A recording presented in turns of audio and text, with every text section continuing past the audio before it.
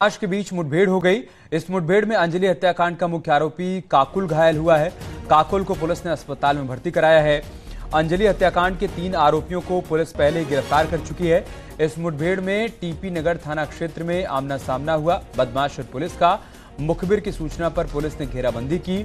Bike सवार बदमाश ने पुलिस को देखकर फायरिंग शुरू कर दी। मुठभेड़ के दौरान गोली लगने से घायल बदमाश को पुलिस ने गिरफ्तार किया। मेरठ में 3 दिन पहले महिला वकील अंजलि को उसके घर के बाहर गोली मारकर उसकी हत्या कर दी गई थी। इस पूरे मामले में 3 आरोपी पहले ही गिरफ्तार किए जा चुके हैं। 2 आरोपी अब तक फरार हैं।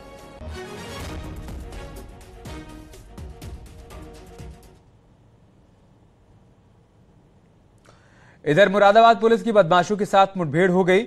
इस मुठभेड़ में 10-10 हजार रुपए के 2 इनामी बदमाश घायल हुए हैं। बदमाशों की फायरिंग में एक पुलिसकर्मी भी घायल हुआ है। घायल हुए सिपाही और दोनों बदमाशों को जिला अस्पताल में भर्ती कराया गया है।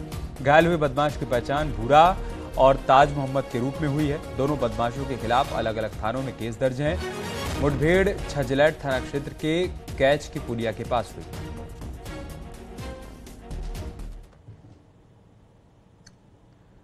वहीं हापुड़ में पुलिस की गौ तस्करों से मुठभेड़ हो गई। मुठभेड़ में 2 गौ तस्करों को पुलिस ने गिरफ्तार किया है। तस्करों के पास से पशु काटने के सामान और मिनी ट्रक बरामद किया गया।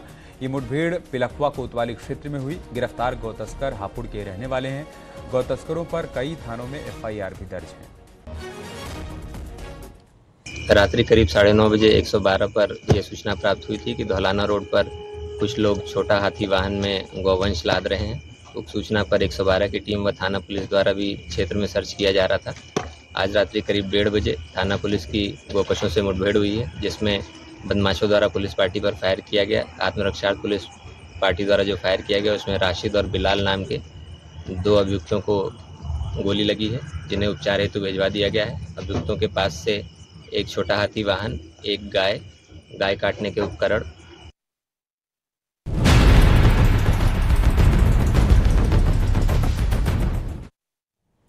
इधर गाजियाबाद में गेमिंग ऐप से धर्मांतरण के मामले में पुलिस को धर्मांतरण के पीछे विदेशी फंडिंग का शक है।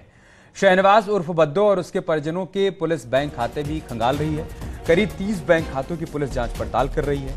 बैंक खातों से फंडिंग के कई राज भी खुल सकते हैं। ये बड़ी बात सामने आई है।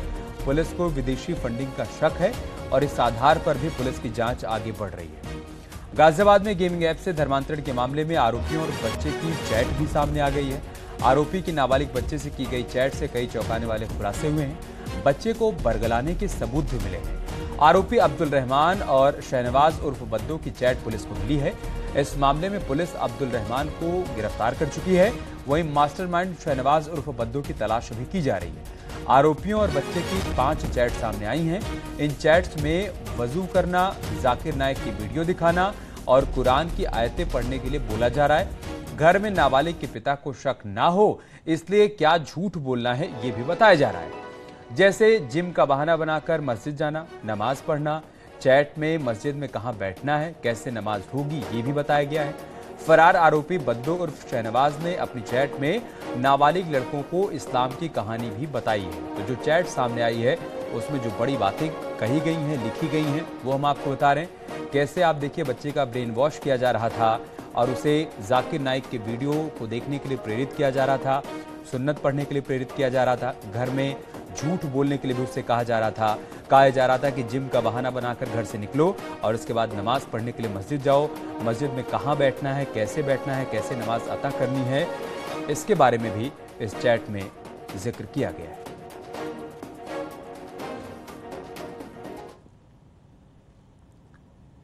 और एक बड़ी खबर कानपुर से आ रही। यहां के बाबूपुरवा इलाके में जुनैद नाम के युवक ने अपनी मां के साथ सनातन धर्म अपना लिया है।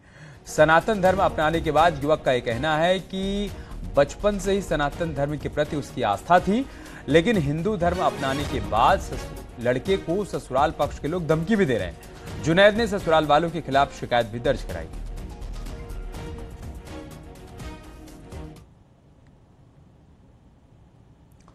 उधर मथुरा में मिठाई दुकानदार पर देर रात बदमाशों ने हमला बोल दिया।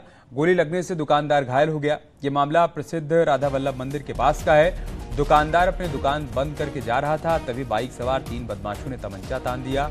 मौके पर मौजूद दुकानदार के भाई ने लाठी से बदमाशों के हाथ पर हमला किया, जिसके बाद बदमाश ने हड़बड़ाहट में फायरिंग कर दी। गोली के छर्रे हाथ और पैर में लगने से दुकानदार घायल हो गया। सूचना के बाद मौके पर पहुंची पुलिस जांच पड़ताल कर रही है।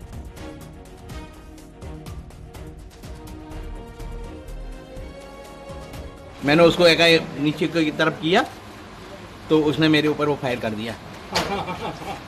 कितने लोग थे करीब? तीन लोग थे। एक बुलेट पर। क्या कोई नुकसान हुआ है आपका? हैं? गाड़ी कल क्या कोई नुकसान हुआ अभी तक आपका? राधा वल्लभ मंदिर के पास में राधा वल्लभ मिष्ठान भंडार है। उसके जो ओनर हैं मुकेश अग्रवाल जी, उनके द्वारा सूचना दी गई कि लगभग 11 बजे के आसपास 3 लोग बाइक पर उनके दुकान में लूट का प्रयास करने के कोशिश से आए थे। उनमें से एक व्यक्ति ने फायर किया और फायर से फॉर्चुनेटली उनको कोई हानि नहीं हुई है, कोई चोट नहीं लगी है, लेकिन उनको लूटने का प्रयास किया गया। उनके द्वारा तहरीर दी गई है, जिसमें सुसंगत धारा में हम लोगों ने अभियोग पंजीकृत कर अग्रिम विधिक कार्रवाई कर रहे हैं और CCTV के माध्यम से जो 3 लोग थे उनका रूट ट्रेस करने के लिए हमने टीमें लगाई हैं।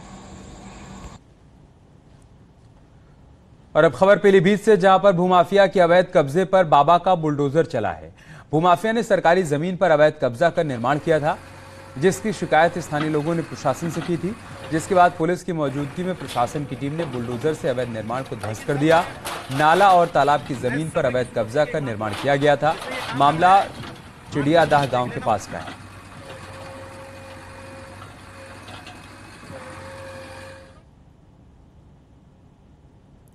फिरोजाबाद के इटावा रोड पर जिस संपत्ति को लेकर बीते दिनों मारपीट और फायरिंग हुई थी, उसी संपत्ति को प्रशासन ने कुर्क कर दिया और तहसीलदार की सुपुर्दगी में ये सब कुछ किया गया। दोनों पक्षों का दावा है कि जमीन उनकी है। इसी विवाद में बीते दिनों मारपीट और फायरिंग हुई थी। SDM के आदेश पर तहसीलदार की टीम पुलिस फोर्स के साथ मौके पर पहुंची और नोटिस चस्पा कर कुर्की की कार्रवाई को अंजाम दिया।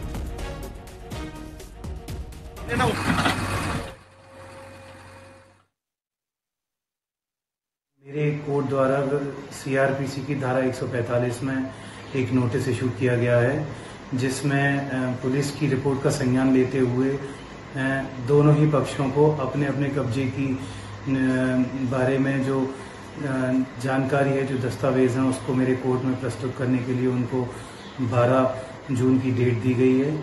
और इस विवाद के गंभीर नेचर को देखते हुए 146 में उक्त संपत्ति की कुर्की भी की गई है और जो कुर्क की गई संपत्ति जो कि 4 दुकानें हैं, उनको तहसीलदार सिरसागंज की अभिरक्षा में रखा गया है। धन्यवाद।